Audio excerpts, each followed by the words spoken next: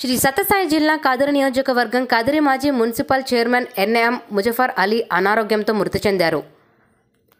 ఆయన మృతితో కుటుంబ సభ్యులు కన్నీరు మున్నీరవుతున్నారు. స్వర్గీయ మాజీ మంత్రి ఎన్ఎం నిజాంవలి తనయుడు అయిన ముజఫర్ అలీ 1987లో కాదరి మున్సిపల్ చైర్మన్గా ఎన్నికైన ముజఫర్ అలీ 5 సంవత్సరాలు మున్సిపల్ చైర్మన్గా ప్రజలకు ఎనలేని సేవలను అందచేశారు. ఇతని హయాంలో పలు అభివృద్ధి కార్యక్రమాలను ఆయన చేశారు.